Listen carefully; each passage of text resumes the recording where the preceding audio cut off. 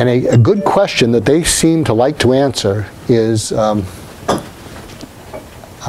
could say, I know this is kind of a non-business thing, but how much of your identity is connected to your business?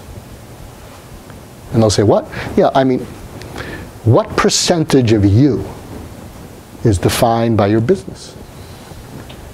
And if some of them, if it's above 70%, that's a lot to let go of. In fact, there was a founder of a company that was in a company, and he said, I don't even want to be in the company, but I want the world to know that I'm still in play. Because if I leave my company and I'm on some of these boards, I'm just the guy with money and connections. They don't want to hear from me.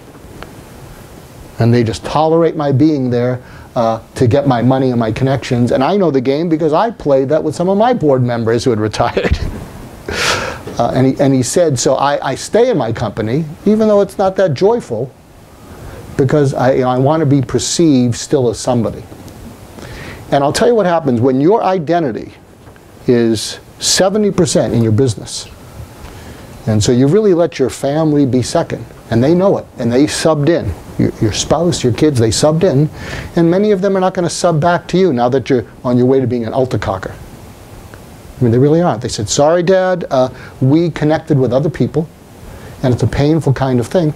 And what some people have told me, and I think this is an amazing thing, and you can use this with identity because it shows a kind of caring for how they'll land, is what some people have told me is when you go from somebody to anybody, it's the same as being nobody.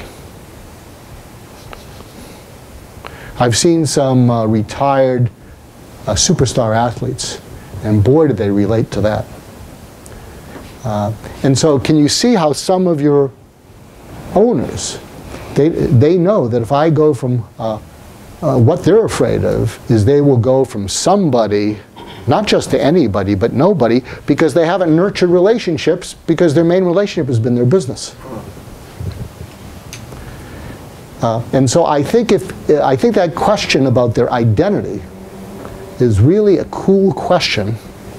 And if they back off, one of the things when you're asking a question that's non-transactional, if you sense anxiety, it's often good to bare your neck next to theirs. So if they're stalled or whatever, you can say, like for instance, let me tell you the breakdown of my identity, and I'm working on it. My identity, you know, during this time in my life, it was probably 70% of my career. You know, now, depending on what your age is now, you could say, well, now I'm trying to rebalance it. And I'm going through some of those things because when I was 70% involved in my career, you're absolutely right.